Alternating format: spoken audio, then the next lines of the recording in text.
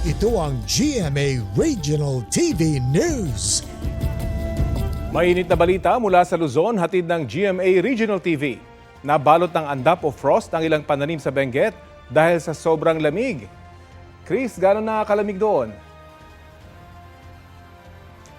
Rafi, ayon sa Pag-asa, bumaba ng hanggang 10.6 degrees Celsius ang temperatura sa Ato kaninang umaga. Isa yan sa mga dahilan ng pagkakaroon ng andap sa mga pananim. Nangangamba ngayon ng mga magsasaka na baka masira ang kanilang mga tanim kung magtuloy-tuloy ang lamig. Inaasahang mas lalamig pa sa mga bulubundukin o matataas na lugar sa Northern Luzon pagsapit ng Enero at Pebrero dahil sa amihan. Mahigit 200 boga naman at iba pang ipinagbabawal na paputok ang nakumpiska ng mga otoridad sa iba't ibang lugar sa Nueva Ecija. Mula lang yan sa isang araw na operasyon ng pulisya kahapon. Hakbang ito para tiyaking ligtas ang publiko sa pagsalubong sa bagong taon. Patuloy naman ang paalala ng mga otoridad na bawal ang pagbebenta ng paputok sa mga hindi designated area. Sa Cavite naman, umabot sa halos 700 ang nakumpiskang iligal na paputok at boga sa isinagawang Ligtas Paskuhan 2025 ng pulisya. Tinatayang nagkakahalaga ng mahigit sa 30,000 piso ang mga nakumpiskang paputok at boga. Binigyan ng citation ticket ang mga nahuling lumabag sa ordinansa laban sa mga iligal na paputok. Umabot naman sa halos 11,000 iligal na paputok at boga ang pinagsisira ng pulisya sa Lingayen, Pangasinan. Nagkakahalaga yan na mahigit sa 87,000 pesos. Patuloy na paigtingin ng pulisya ang kanilang operasyon kontra paputok. Hinihikayat nila ang publiko na gumamit na lang ng mga alternatibong pampaingay sa pagsalubong sa bagong taon. Ito ang GMA Regional TV News. Balita sa Visayas at Mindanao mula sa GMA Regional TV. Patay ang magkapatid na lalaki sa Cebu City matapos barilin itong mismong araw ng Pasko. Cecil, sino yung bumaril sa mga biktima? Rafi, 2 kapitbahay nila ang nasa likod ng pamamaril. Ayon sa investigasyon, biglang pumasok ang mga sospek sa bahay ng mga biktima.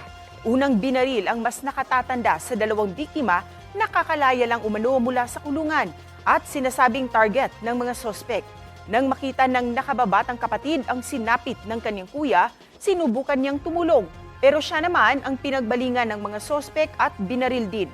Nahuli ang gunman matapos ang ilang oras. Pag-amin niya, paghihiganti sa mas nakakatanda sa magkapatid ang dahilan kaya niya nagawa ang krimen. Sinampahan na siya ng reklamong murder. Hinahanap pa ang kasabwat niya sa krimen. Arestado ang isang babae sa Surigao City dahil sa tangkang pagdukot sa isang sanggol. Ayon sa pulisya, hindi magkakilala ang nanay at ng sanggol at ang sospek. Nag-alok umano ang sospek sa nanay ng sanggol na bilhan sila ng damit bilang pamasko matapos magpakilalang isang vlogger. Nang nagsusukat na ng damit ang nanay, kinuha ng sospek ang sanggol at saka tumakas.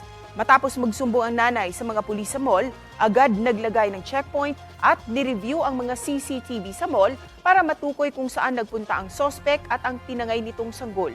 Kalaunan, naaresto sa pantalan ang sospek na papunta na sana sa Siargao Island.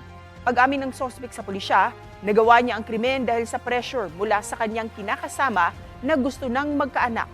Mahaharap sa karampatang reklamo ang sospek. Sinusubukang kunan ng pahayag ang pamilya ng sanggol. Ito ang GMA Regional TV News.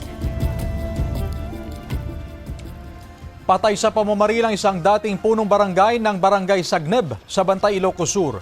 Sospek sa krimen ang nakababatang kapatid niya na kasalukuyang chairman ng barangay. Ayon sa investigasyon, dati nang may alitan ng magkapatid dahil sa pamamalakad sa barangay. Na-recover sa crime scene ang ilang basyo ng bala ng baril. Kalaunan, sumuko ang sospek na maharap sa mga karampatang reklamo. Sinisikap ng GMA Regional TV na makunan ng pahayag ang sospek at iba pang kaanak ng biktima. Sugatan ng isang lalaki matapos matamaan umano ng ligaw na bala sa barangay Pahanokoy, Bacolod City. Ayon sa pulisya, kasama ng biktima ang kanyang mga kaibigan nang bigla siyang nakaramdam ng sakit sa kaliwang hita at kamay. Doon na niya nakita ang sugat. Isinailalim sa paraffin test ang biktima at ang 2 kasama niya bilang bahagi ng investigasyon. Sa Pavia, Iloilo naman, nagtamo ng sugat sa kaliwang paa ang isang babae matapos magpaputok ng baril ang kanyang kapitbahay. Base sa investigasyon, lasing ang kapitbahay nang magpaputok ng baril. Walang narecover na basyo sa lugar. Arestado ang sospek na isinuko rin ang baril na walang dokumento. Mahaharap siya sa reklamong reckless imprudence resulting in physical injury na may kaugnayan sa paglabag sa Comprehensive Firearms and Ammunition Regulation Act. Walang pahayag ang sospek.